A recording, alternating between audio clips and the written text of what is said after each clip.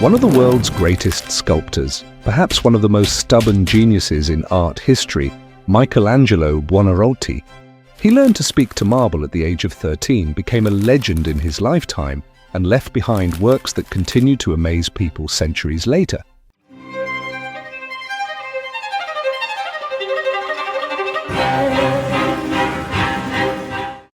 Michelangelo was born on March 6, 1475, in Caprese, a small town in Italy, as the second child of a modest family. His father was a civil servant. Although his family came from a distinguished lineage, they were experiencing financial hardship at the time. His mother was a housewife. When Michelangelo was only 6 months old, his family decided to move to Florence. In those years, Florence was not just a city, it was the heart of art, science, and thought. However, Michelangelo's childhood would not be easy. At that time, it was common practice to entrust newborn babies to wet nurses for the first 2 years. Therefore, Michelangelo also had to spend the first years of his life under the care of a wet nurse. The woman Michelangelo was given to was married to a stonemason, and their home was located in an area where workshops carved marble blocks. As you can imagine, Michelangelo was exposed to marble from infancy. Years later, when he became a famous sculptor, he would jokingly say the following when recounting his childhood: "Along with my wet nurse's milk, I also drank marble dust." Michelangelo was taken from his wet nurse at the age of 2 and sent to live with his biological family. However, Michelangelo was only 6 years old when his mother passed away due to illness. His father, Lodovico, worked various jobs to support his family. Although their financial situation was not very good, Lodovico made sure to take his sons to the Santa Croce church every Sunday. This church was filled with some of the greatest works of art of the time. In fact, here stood a crucifix created by Donatello, oh not this one, yes, this one, and frescoes by the renowned painter Giotto. Young Michelangelo must have watched these masterpieces in awe, and it was in this environment that his love for art truly began to grow. When Michelangelo was 10 years old, his father decided to remarry. His new wife, Lucrezia, came from a wealthy family, which gradually improved the family's financial situation. Lodovico even enrolled his sons in school so they could learn to read, write, and study Latin. However, Michelangelo showed almost no interest in academic subjects. He spent his time in class looking out the window or drawing pictures on paper. Despite his lack of interest in school, Michelangelo had a special interest in poetry from a young age and wrote poems. He was not yet aware of it at the time, but this curiosity would never fade, and he would continue to write poetry until the end of his life. One day, Michelangelo told his father that he wanted to pursue art, but his father initially opposed the idea. This was because, at that time, artists were not considered respectable professionals.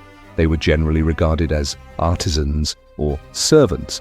However, Michelangelo was fortunate to have a good friend named Francesco Granacci, who recognized his talent.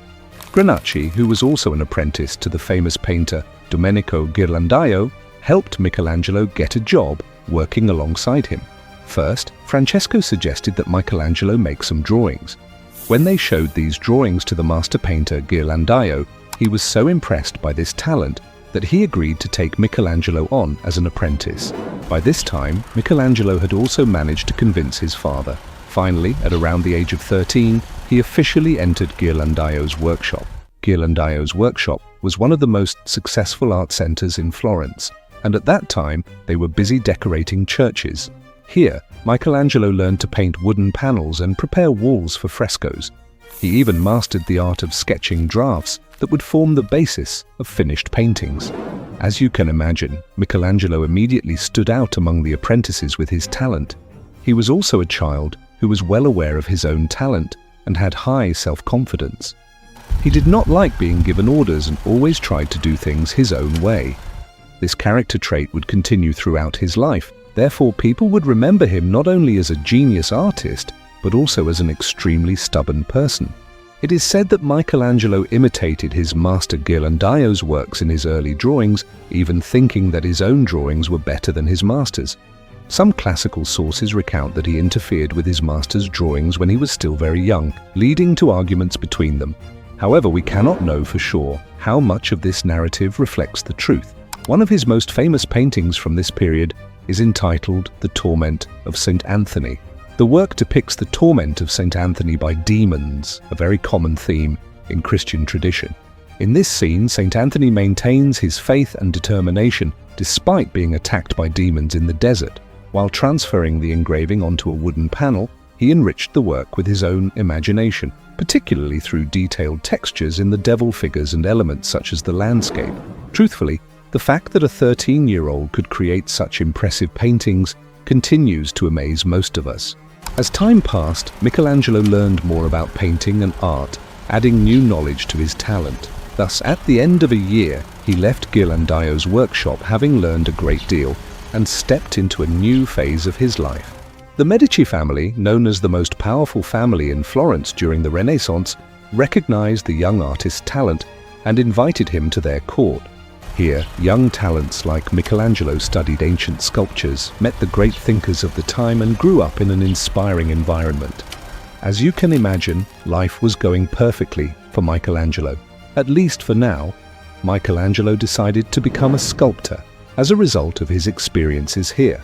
He began creating his first sculptures by working with shapeless stone blocks and clay materials. One of Michelangelo's earliest works from this period was a faun head.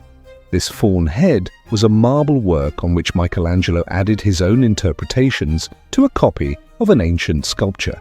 This small sculpture greatly impressed Lorenzo de Medici. Lorenzo, who appreciated the young artist, took him under his wing and invited him to live in the sculptor's garden in San Marco. This event is considered one of the greatest turning points in Michelangelo's career.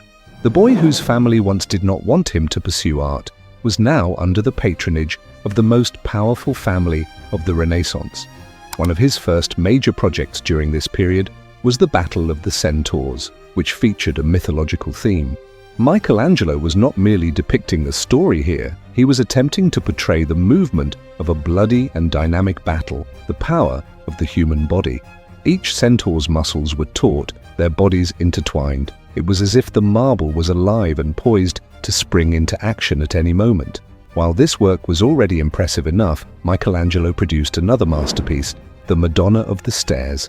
Although this work was one of Michelangelo's first professional attempts with marble, it conveys much more than an ordinary depiction of a mother and child.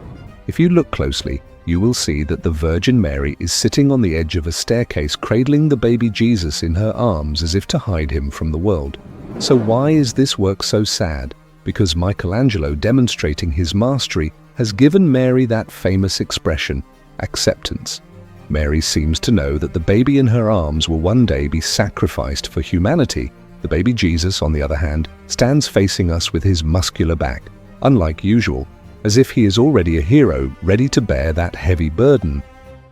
As you can see, even at that age, Michelangelo was not just carving stone, he was carving a whole story and a deep philosophy into the marble.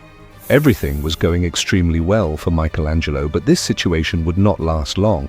In April 1492, his patron, Lorenzo de Medici, suddenly passed away, and everything changed in an instant. The administration passed into the hands of Lorenzo's son, Piero de Medici. Unlike his father, Piero had little interest in art, especially sculpture. As a result, Michelangelo lost his former prestige and support at court.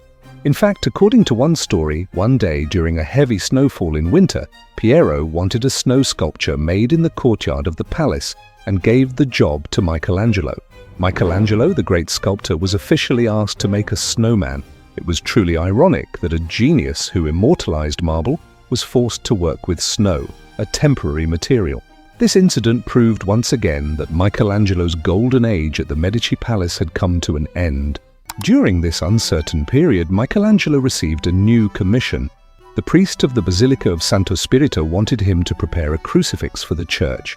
When Michelangelo completed the work, it is said that the priest was so pleased with the result that he even assigned him a studio in the church.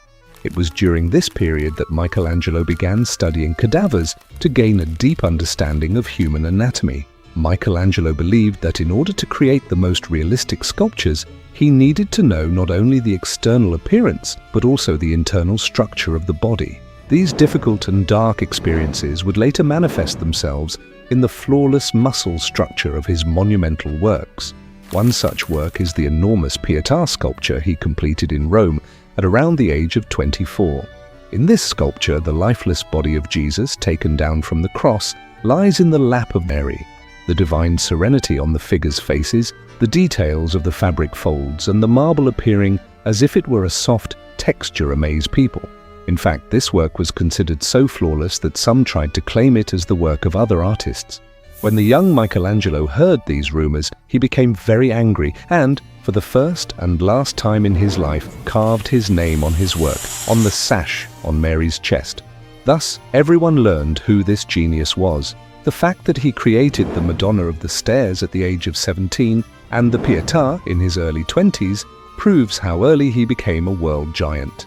Following this success, a monumental task awaited him. When he returned to Florence, a huge block of marble was placed before him. This marble had actually been chosen for the David statue. However, many artists had struggled to carve it, even claiming that the stone was flawed and abandoning the task. As a last resort, the task was offered to Michelangelo. With his boundless confidence, he immediately accepted the challenge. Michelangelo worked alone for months. He went days without sleep and was so absorbed in his work that he even forgot to eat at times. Finally, after a process lasting approximately 3 years, David managed to complete his statue.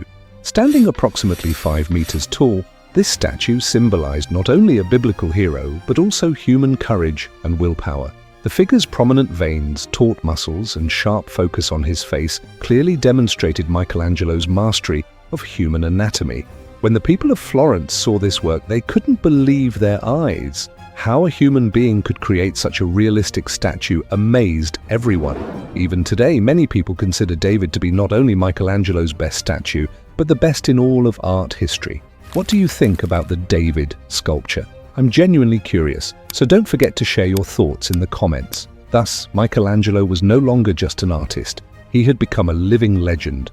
By the way, Michelangelo summed up what was going through his mind when he was given that massive block of marble with his famous quote, "The sculpture is already inside the marble, I just set it free."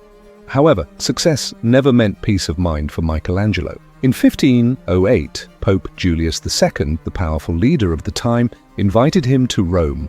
The Pope wanted him to paint the ceiling of the famous Sistine Chapel in the Vatican. This job could have been a major turning point in Michelangelo's career. However, it also meant a heavy responsibility and endless pressure. First and foremost, Michelangelo saw himself as a sculptor, not a painter. Therefore, he initially did not want to accept the offer. However, due to the Pope's insistence, he had to accept the job. Thus, a massive work that he would spend years working on awaited him. Another famous painter, Raphael, was also working for the Pope during this period. Rumor has it that Michelangelo didn't like him very much. He even accused Raphael of imitating him. Of course, we don't know exactly how much of this rivalry was real and how much was legend. One of my upcoming videos will be about Raphael, so don't forget to follow me. As you can imagine, painting that enormous ceiling was no easy task. Michelangelo spent almost his entire days working on the scaffolding, his head tilted back. The height and size of the ceiling caused him great physical and mental hardship. Paint dripping from his brush would run down his face. His neck, back, and eyes were constantly aching. In his letters, he wrote that this working position had left him almost unable to walk properly. However, despite all these physical and mental hardships, Michelangelo managed to complete this masterpiece, which would go down in history after about 4 years. Those who saw the ceiling could not believe their eyes. Michelangelo had not just created a decorative ornament, he had carved one of the greatest visual stories in human history there. Iconic scenes such as the creation of Adam, figures of prophets, and enormous depictions of humans adorned the ceiling. In addition, many scenes from the Bible, such as Noah's Ark, the fall of man, and salvation, were part of this enormous composition. The most iconic scene on the ceiling is the creation of Adam, where God gives life to Adam with his finger. Let's examine this painting a little more closely. Adam is depicted on the left and God on the right. However, what first catches most of our attention is that God and Adam's hands do not actually touch each other. If Adam raised his finger a little more, he would touch God, but he does not do so. This lack of contact is not accidental. Michelangelo deliberately painted it this way and wanted to tell us this: God has extended his hand to us and is always ready for the divine touch. However, whether or not to make contact with God is up to Adam, and therefore up to us humans. Did you know that these famous fingers, which you see everywhere, have such a meaning? Or did you just learn it now? Thus, Michelangelo did not merely paint a ceiling, he created one of the greatest visual narratives in human history. However, his relationship with the Pope was always difficult. As I mentioned earlier, Michelangelo was always devoted to his freedom and did not like taking orders. He often argued with the Pope and sometimes became so angry that he fled Rome. But because everyone recognized his talent, he was repeatedly called back for new projects. As he grew older, Michelangelo's loneliness increased. He never married. He often preferred to work alone in his studio. To him, art was much more reliable than people. In later years, he became the chief architect of St. Peter's Basilica. He took on the design of that massive dome that would change the skyline of Rome forever. He was no longer just a sculptor or painter, but also one of the greatest architects of his time. However, as he grew older, his body began to tire. Despite this, he never stopped working. He carved sculptures even at night, continuing to create until his last breath. Because for Michelangelo, art was not just a profession, it was almost a destiny. In the final period of his life, he returned to the famous work he had created in his youth, Pietà. But this time, his Rondinini Pietà was different. It was more abstract, more melancholic. Unfortunately, he did not live long enough to complete this final work, and died in Rome on February 18, 1564, at the age of 88.